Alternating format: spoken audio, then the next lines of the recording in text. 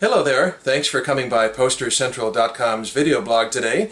I'm Pete Howard, and here's a really unusual poster of 1968 from Bill Graham's Fillmore East. And usually, of course, we associate the Fillmore East with paper psychedelic concert posters and people like Jimi Hendrix and Janis Joplin, whereas this is a standard cardboard 14 by 22 inch telephone pole poster that Graham used in his first year. I don't think I've seen anything similar to it for the Fillmore East.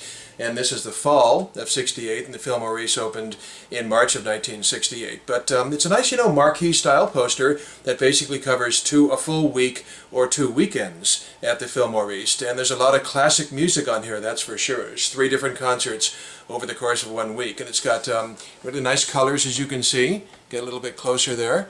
And, the rainbows down either side and everything. It's a nice design. It's also a common design, which we saw in a lot of handbills and ads for the next few years. And it's got the bands pictured there, and they're sort of like, screened back into the colors and stuff. But let's see, we can show you, there's the top here, of course, is Eric Burdon and the Animals. They're at the top of the poster, period. And then we got the Beach Boys over here. See if I can get in a little closer for you on that. And then we've got the Turtles over here, with the leaves over their private parts being kind of goofy. And at the bottom you've got the multi-members of Sly and the Family Stone, again sort of screened back against the colors. So the only band not pictured, unfortunately, is Creedence Clearwater Revival, who appear on the poster twice, but their photo's not here. But it's funny, they're the soon-to-be gigantic Creedence Clearwater Revival. But that's okay, we get over 20 musicians pictured on this poster anyway, to go along with the nice colors and everything. So here we have at the top, as I said, Eric Burdon and the Animals. See him there. And it's funny, they're top of the poster, but their career, over. Unfortunately. Sky Pilot was a top 20 hit single that summer for Eric Burdon and the Animals. It was their 10th, as a matter of fact, top 20 single. But unfortunately, they would never enter the top 40 again after this. And of course, Eric Burdon went on to join War for some more chart and musical success. Then we've got opening for Eric Burdon and the Animals, Sly and the Family Stone. Really love the colors on this poster. It's nice to see that in purple. That looks really nice. This, of course, was before Woodstock by a year, so that's the event that would really propel Sly and the Family Stone to the moon. They had put Dance to the Music in the national top 10 earlier this year, but their next single bombed. And so they were relegated to being an opening act for the moment. However, next month, Everyday People would be released as a single, and Sly and the Family Stone pretty much would never look back. So then the following weekend, we have, I said it covers a full week, but really it's weekend shows only.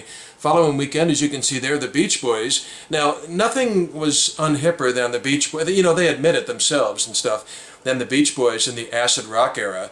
But, nonetheless, this year in 1968, they had 2 top 20 hits, and that would be Darlin' and Do It Again. So it was fun to see them this year, but it would be years now after this before they achieved top 20 success again.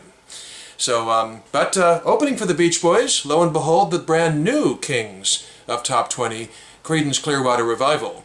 Their first hit, Susie Q, was just heading into the top 20 right about this time. And boy, they would really wipe the floor the next 2 years in 1969 and 1970 with about 11 top 20 hits. And then Creedence stuck around and opened the next night for the Turtles, the last concert plugged on the poster. And it's funny, the Turtles are also, we consider a singles-oriented group.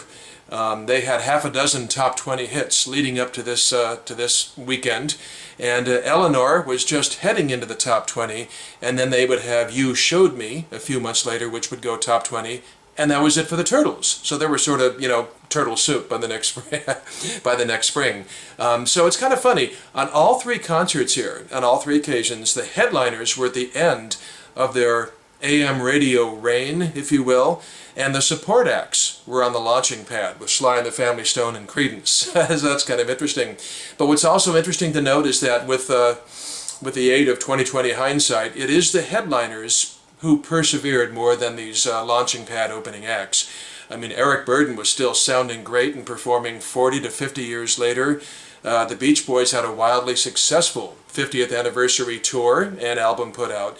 And the Turtles, of course, mutated into Flo and Eddie, which did quite a lot in the creative community in addition to music. So they found new life as Flo and Eddie. So Anyway, just a really nice piece from the Fillmore East from 1968. Just really colorful, cardboard piece, and perhaps the psychedelic posters are the ones you prefer. And you know, I like them both. I think they're both great. I think this is really a nice piece. So a lot of millions and millions of records sold by these acts, that's for sure. Probably over 100 million, I would guess. So thanks a lot for coming by. Hope you enjoyed it, and we'll see you next time. Have a good day. Bye-bye.